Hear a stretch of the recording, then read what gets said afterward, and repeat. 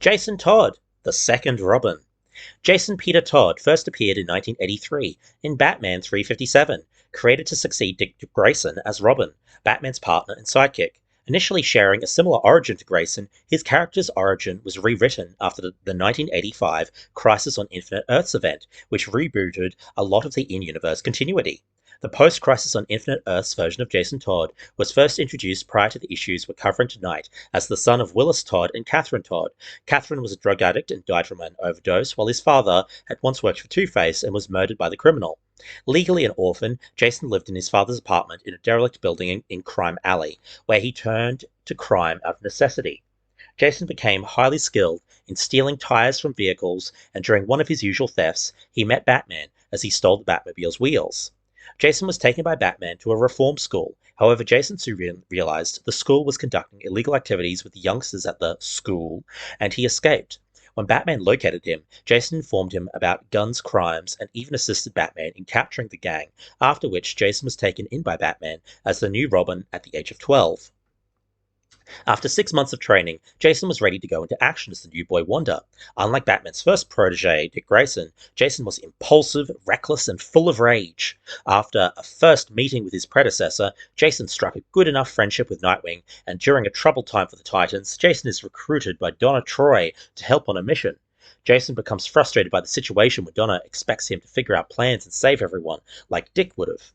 In the immediate issues before Death in the Family started, Jason's violent methods against crooks eventually caused the accidental death of a criminal.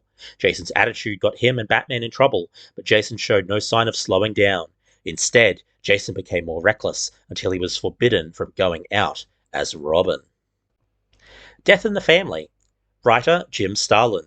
Jim Starlin, the writer of Batman Death in the Family, is best known as the creator or co-creator of Marvel characters Thanos, Drax the Destroyer, Gamora, Nebula, Pip the Troll, Dreadstar, and Shang-Chi, as well as writing the acclaimed miniseries The Infinity Gauntlet and its many sequels, namely The Infinity War and The Infinity Crusade, all detailing Thanos' pursuit of the Infinity Gems to court Mistress Death by annihilating half of all Earth and the cosmos, before coming into conflict with the Avengers, X-Men, Fantastic Four, the Elders of the Universe, joined by Silver Surfer, Doctor Strange, Gamora, Nebula, and Drax.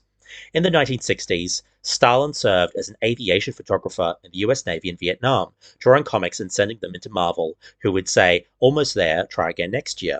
When Starlin got out of the service, he sold two-page stories for DC's monster books and got work writing Marvel's Captain Marvel, the male version, and Warlock comics. His Captain Marvel comics started getting published before the DC horror stories he'd initially sold had actually been published. Starlin eventually moved to working at DC. Starlin always thought that the whole idea of a kid sidekick was sheer insanity, so when he started writing Batman, he sidelined Robin as much as possible, and editor Danny O'Neill coerced Starlin into including Robin in a couple of stories, but Starlin started lobbying to kill off Robin. At one point, DC had this AIDS awareness book they wanted to do. They sent around memos to everybody. Everybody, I say. Everybody. Saying, what character do you think we should, have him get AIDS and do this dramatic thing? And even had a ballot box in the office, though the project got cancelled before it was made. Starlin kept sending them things saying, "Oh, do Robin, do Robin." And Denny O'Neill said, "We can't kill Robin off." Apparently Jimmy Olsen won the poll of the character that was going to contract AIDS, and according to Starlin in interviews, the reason it's rumoured it was scrapped was because of the optics, with rumours surrounding the actor that was playing Olsen in some of the Reeves movies at the time, though largely unsubstantiated rumours as far as I can tell from my research. Then Denny one night got this flash that, hey, if we get this number where people call in and they can vote on it, they can decide whether Robin lives or dies. So that's how it started. Starlin wrote up 2 endings and the readers' results came in, which Starlin didn't find out till weeks after. Starlin wasn't surprised by the poll result. He'd figured Batman fans were a ghoulish lot to begin with. He was only surprised by how close the vote came. The poll received 10,614 votes, with the winning by a slim margin of 72 votes. There's been rampant speculation for decades that the vote was rigged by one person setting up their system to call in every 60 seconds, but again, largely unsubstantiated. But once the book came out, while Robin dying made it a big hit for them, the merchandising department realized they had all this merchandise with Robin's picture on it. Executives at DC balked at this, and suddenly the story was all Starlin's idea, and work at DC started drying up for him. It all worked out fortunately, though, because he went back to Marvel and started writing the iconic Infinity storylines that he is now renowned for. After an injury in 2016 with an exploding SodaStream sparkling water maker sent him to the emergency room and reduced use of his hand, Starlin mainly sticks to writing comics these days instead of drawing them, primarily releasing them through non-Big Two avenues like Kickstarter, Aftershock Comics, and Dark Horse. Social media has meant he hasn't needed to start resorting to working with the Big Two as much in order to maintain a profile, and he's generally happy about that. Batman, issue 426, Reckless Youth. Batman and Robin stake out a warehouse full of low-level crooks awaiting police backup, but Robin rushes in early against Batman's orders.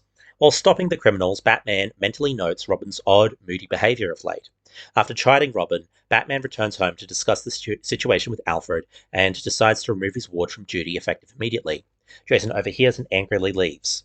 Batman is soon called to Arkham Asylum after the Joker escapes, killing 8 men with laughing gas made from cleaning supplies. At his hideout, the Joker tells his associate, Rupert, how his assets were seized during his incarceration, but reveals a cruise missile and launch vehicle in storage he obtained from a military contract. The Clown Prince of Crime decides to sell the weapons to terrorists. While walking through Gotham City, Jason Todd ends up in Crime Alley and visits his mother's friend, Mrs. Walker. She gives Jason a box full of personal effects, which are a little water damaged, including Jason's birth certificate with his mum's name blotted out and beginning with the letter S. Realizing Catherine Todd was his stepmother, Jason searches the box where he finds his father's now out-of-date address book, which contains the names of 3 women whose names start with S, one of whom might be his biological mother, and uses the Bat computer to locate them. He leaves Wayne Manor to begin his investigation, taking a plane to Israel. Batman finds the Joker's hideout and realizes his arch-foe has left for Lebanon with a nuclear weapon to replenish his cash flow. Our hero quickly returns to the Batcave where Alfred informs him that Jason has run away. Batman is left with a dilemma: stay in Gotham City and locate Jason, or stop the Joker. Later, Batman leads a team of naval commandos to Lebanon to recover the stolen C-130 and discovers that the Joker has indeed smuggled a nuclear device into a Middle Eastern nation and learns from Alfred that Jason is in Israel. In Israel, Robin breaks into a military base to find the whereabouts of Charmin Rosen, an intelligence agent who may be his biological mother. Using computer records, he learns Rosen is working undercover in Beirut, Lebanon. Meanwhile, Bruce Wayne arrives in Lebanon and goes into action as Batman to gain information from some terrorists about the missile. He learns that a man named Peter Brando is offering the weapon for sale at the Hotel Blue, where Charmin Rosen is staying. Jason arrives at the Hotel Blue and finds Bruce. Jason tells Bruce about his investigation, but becomes downtrodden when told of Bruce's mission to stop the Joker. Suddenly they spot Brando with Rosen and follow in a pair of jet-powered bat gliders. The Caped Crusaders witness the Joker's sale of the smuggled cruise missile. The sale is interrupted by Batman and Robin, who are soon joined by Charmin Rosen. When the missile is fired, it explodes in its launcher, but the warhead fails to detonate. The Joker escapes in the ensuing confusion. Robin learns Rosen is not his biological mother, and the 3 return to Beirut. Robin insists on finding his biological mother, and Batman agrees to help. Meanwhile, a disguised Joker books a flight to Ethiopia. Batman, issue 427. On the trail of Shiva Wusan, Bruce and Jason learn the mercenary was kidnapped moments before their arrival and taken to the Bashar Pass in Bakar Valley. In a famine relief camp just outside of Magdala, Ethiopia, the Joker blackmails Dr. Sheila Haywood for shipments of medical supplies. Meanwhile, Batman and Robin learn Shiva Wusan is none other than Lady Shiva. More on her later. Lady Shiva battles Batman to a standstill, and she is only defeated thanks to Robin's assistance. As Robin cuffs the renegade martial artist, Batman sabotages the camp's explosive cache. After trekking through the desert for a while, Batman interrogates Lady Shiva and learns she never had any children. The dynamic duo depart for Ethiopia. This Lady Shiva never had children does later get retconned. Bruce and Jason meet Dr. Sheila Haywood, biological mother and son, reuniting. Soon, the Joker arrives and he takes Dr. Haywood to the central warehouse to steal the medical supplies. Jason follows on a stolen motorcycle. As supplies are unloaded, the Joker has boxes of his lethal laughing gas loaded in their place. Jason returns to the camp to enlist Batman's aid, who chases the trucks carrying the gas in a minicopter while telling Jason to stay put. Not listening to Batman, Jason returns to the warehouse and reveals his identity as Robin to his biological mother. Entering the warehouse, Haywood turns Robin over to the Joker because she too was already taking a cut of the medical supplies. Robin is outnumbered by Joker and his thugs, and his most desperate efforts to fight them are futile. The Joker picks up a crowbar proceeds to beat Robin with it.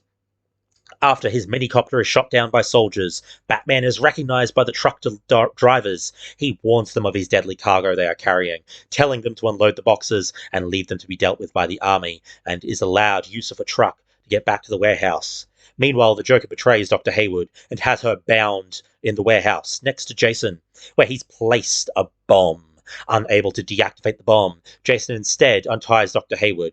Attempting to escape, dragging Jason with her, Dr. Hayward discovers that the door has been locked by the Joker as he departed. The bomb then detonates, and a helpless Batman witnesses the explosion from outside the warehouse. As a trivia point, Stalin couldn't think of anything more brutal than using the crowbar, a cold hard weapon of opportunity. Stalin couldn't think of anything worse to kill a kid with. He reckons it wouldn't have been the same if Penguin had beaten him to death with an umbrella, for example. Batman, issue 428.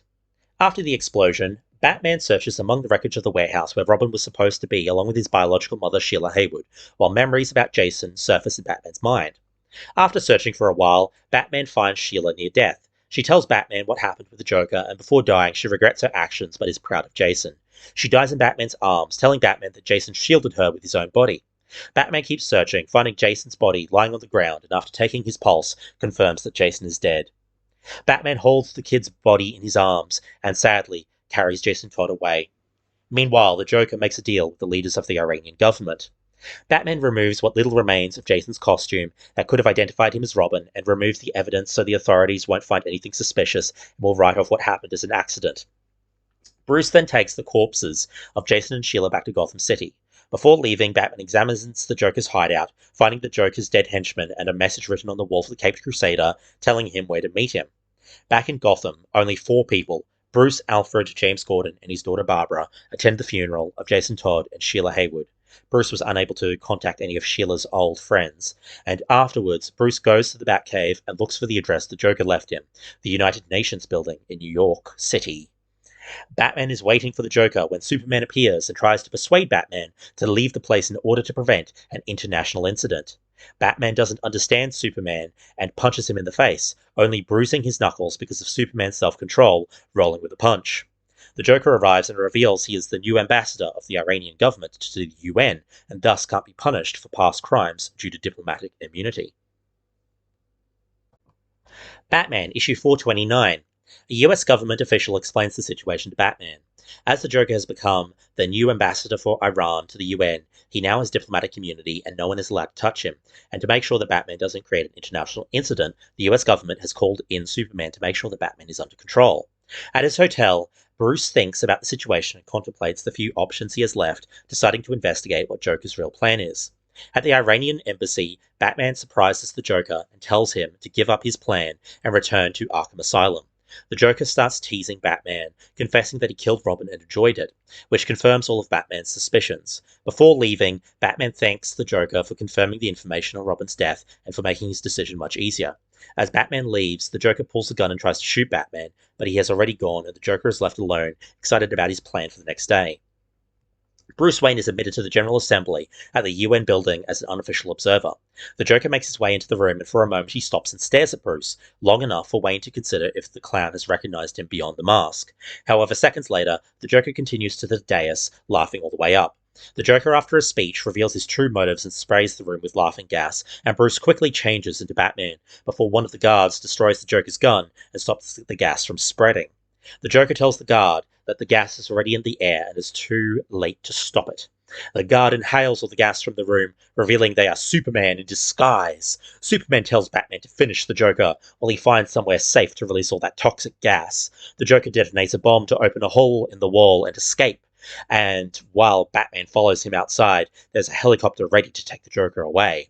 Batman jumps and reaches the chopper before it lifts completely. Climbing inside the cabin of the helicopter, Batman tries to grab the Joker, but his henchmen start shooting at them before realizing that one of the bullets has killed the pilot. The Joker and Batman are wounded as well, and before the helicopter crashes into the river and explodes, Batman jumps and dives into the water. Moments later, Superman arrives to pull Batman out of the water. Batman tells Superman to find the Joker's body. However, nobody is able to do so, and Batman realizes that things between him and Joker always end up one way: unresolved. Trivia: In Frank Miller's The Dark Knight Returns comic, there's a Robin suit in the case and several allusions to the Joker, which inspired Stalin's story. In real-world time, it would be approximately 17 years before Jason's death would be retconned in Batman Under the Red Hood in 2005. Jim Aparo drew approximately 2 alternate pages depicting Jason surviving, which would have been used if the vote had gone the other way. They have rarely surfaced except for a deluxe hardcover edition and a facsimile edition of Batman issue 428, with both endings to commemorate the 35th anniversary, now released in 2024. So, this was the end of Jason Todd for a long time until Batman's Under the Red Hood story, when Jason returned and has been the Red Hood ever since.